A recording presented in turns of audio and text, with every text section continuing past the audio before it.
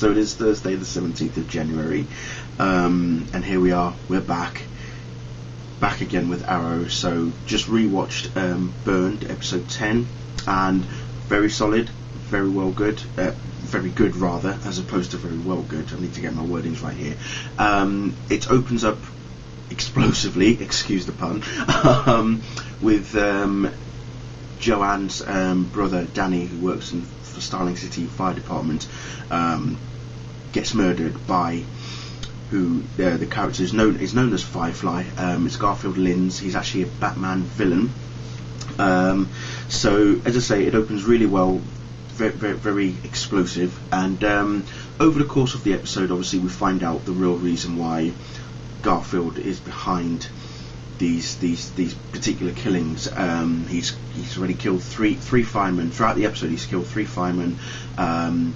Something happened a couple of years ago, a huge fire.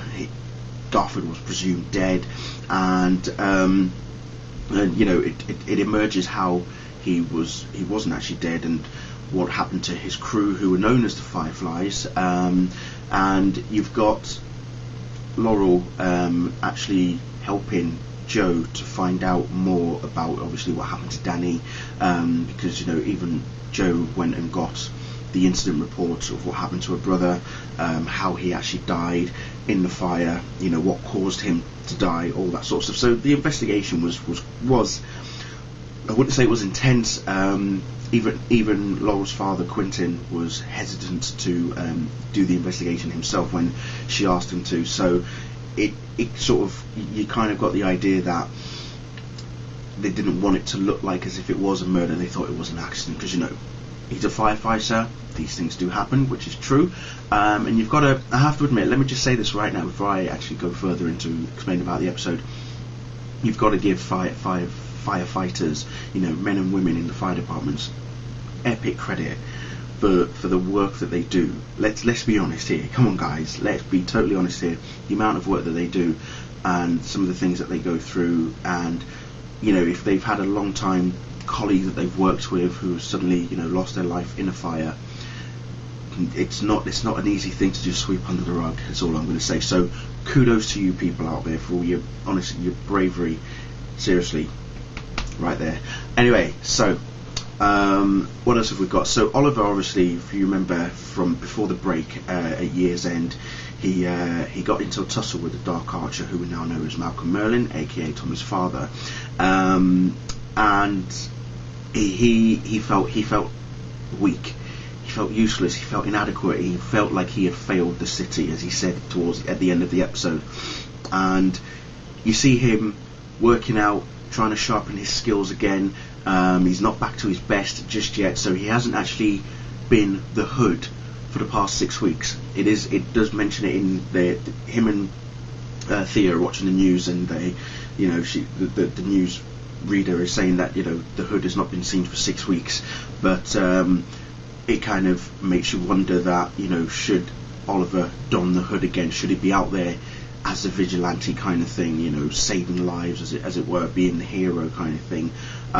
Even Diggle tells Oliver, look, you know, you've obviously been hurt emotionally as opposed to physically. You're not back to your physical self. It's more emotionally as well. So there is an emotional side of him not being back to his absolute best. So whilst that is going on, you remember how Walter Steele got kidnapped, and all because of Malcolm Merlyn being involved. And because of that, Moira has not stepped out of the house for the past several weeks, and it's doing Thea's head in to the point of where she actually confronts Mother about the situation, about her being in the house and not going out and doing things to take her mind off Walter and all that sort of stuff. And it's quite an interesting altercation between mother and daughter in that sense, which I thought was pretty good. Just a little bit about Laurel and Tommy. We really need to get those two separated. That's all I'm going to say on that. It's depressing me seeing the way that they act with each other. It really does depress me. So can someone please give Laurel fishnets now and just be done with it? That's all. I want that now, like now, because it is really depressing me. Anyway, what else have we got? So yeah, I mean, we again flash back to the island. We see a glimpse of Deathstroke again, but this time it was more about Oliver fending for himself. It was all about his survival instincts. You know, he even has a heart-to-heart with Diggle and tells Diggle how when he was on the island he'd faced death many times and it never scared him, but you know, after he got used to it. But when he was, as I say, when he was up against the Dark Archer, he felt, you know, he was fearful of dying at that point, because he was more scared of losing his mother. Well, I say losing, but his mother, Thea, Laurel, Tommy, his family and friends. Basically, he was more scared of, you know, not wanting for them to be worried about him again. You know, that they would lose him as opposed to him losing them. So that's pretty much what he was frightened about. And Diggle sort of like turned it around and basically said, well, no, that's not what you're scared of. You're scared of the fact that you think you've lost your edge, and you think that they're responsible for losing your edge, which they're not. If anything, they've given you that edge, and it's that edge. It's what's going to crawl you back to who you are, who you really are, who you're meant to be, kind of thing. On the other side, again, obviously to do with Laurel and her father, because obviously Laurel enlists the help of the Hood to track down what happened to the firemen, and obviously she noticed that her dad has the phone that she calls the Hood on. She then uses it for her own gain, but then let's just say that Quentin telling your daughter to breaking the law, to find out what happened to a loved one is not the way to do things, and yet you've just gone and done exactly that, lying and breaking the law, that sort of stuff. So let's just say he's deciding to use his daughter as bait. How that's going to pan out, no one knows just yet.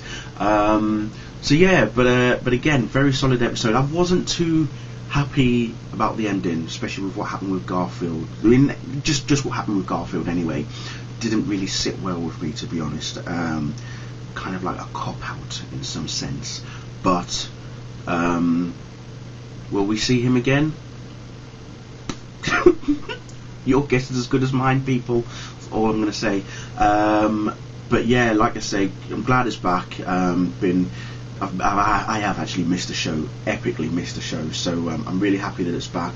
So next week we've got episode 11, which is titled Trust But Verify, and I've seen the little clip for it, and let's just say that Oliver and Diggle are gonna, I mean, they've had their altercations in the past, but I think this time is going to be a true test of their trust with each other. That'll be interesting to see. So anyway, thank you all very much, and I'll see you all very soon. Bye.